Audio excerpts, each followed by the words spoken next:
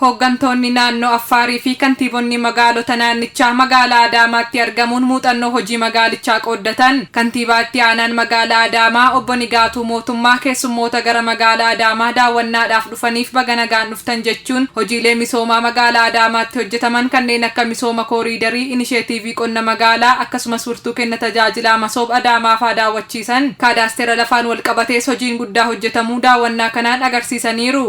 Sachishurru ማለት አንዳንድ ነገሮች እንደ ከተማ ያለው ነገር ከተማው እንዴት ኮንትሮል ያደርጋል የሚለው በገነጋን ገረ መጋላ ኬኛ ሩፍታን መጋላ ኬኛ ኬሰቲ ሆጂሌ ሚሶማን ሆጀተመን ኬሳ ኢኒሼቲቪን ቆና ፊ ሚሶምኒ ኮሪደሪ ኢሳ ይጆዳ ሽንሻኑ ለፋንስ ሆጂን ጉርጉዳን ሆጀተሜራ ካርታ ካዳስተራ ዲጂታላ ሄዱ አባ ቀብዬ ፍላን ጅራ እዛ ውስጥ የእርሻ አገልግሎት አለ። keessummoonni naannoo Affaar daawwannaa kanarratti hirmaatanis yaada Adaamaa Broadcasting Serviceif qoodaniin hojiileen gama misoomaanis ta'e kenna tajaajilaan magaalicha keessatti hojjetaman kan muuxannoo guddaa irraa argatan ta'uu himanii gara naannoo isaaniitti deebi'uunis muuxannoo argatan kana kan hojiitti jijjiiran ta'uu dubbatan. አዳማ ከተማ ያው ጥሩ አካባቢ የተደረገልን ከምክትል ከንቲባ ጀምሮ ሌሎቹ ደግሞ በአሁኑ ሰዓት ላይ ካየናቸው ቦታዎች መካከል አንደኛ ካዮን ዳወና ከና ሙጠኖ ቆደቹፍ ዮታው አከ መጋላ አዳማት ሆጂ ሆጀተመን ከነን መጋሎተ ናኖ ኬኛት ኔገልን ጅረን አከ ይጋሉፍ ነው ከካሴ መጋላ አዳማትስ ሀላ ጋሪን ከሰሙፍ ነጀ መነሻ ሐሳቦቹ ጀምሮ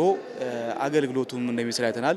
አዳማ ያው ለአፋር ሁለተኛ ቤቱ ነው ብለን የምናስበው ናኖሌ ጅራን ኬሳ ናኖን ኦሮሚያ ናኖ አፋሪቲ ዲያቴ ጅርቱራም ኖቲስ achi kaane gara kana kan dhufneef hojiilee akka magaalaa Adaamaatti hojjetaman ilaallee muuxannoo qooddachuuf yoo ta'u misooma koolidariin Adaamaan bareeddee kan jirtuu fi kenna tajaajila masoobiinis hawaasa ishee gammachiisaa kan jirtudha.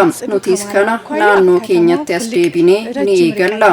Itti aanaa hojii gaggeessaa fi itti gaafatamaan bu'uuraalee misoomaa mana qopheessaa magaalaa Adaamaa obbo Burruu Seeroobaa hojiileen akka magaalichaatti hojjetaman naannolee fi magaalota garaa fakkeenya ta'uu kaasanii kunis kan argame qindoomina seektorootaan ta'uu dubbatan. Magaalli Adaamaa magaalaa guddaa akka naannoo keenyatti jiran keessaa isa tokko. Magaalaa Adaamaa hojii misooma adda addaa baroottan jijjiiramaas hojii gurguddaa hojjechaa turanii jiru.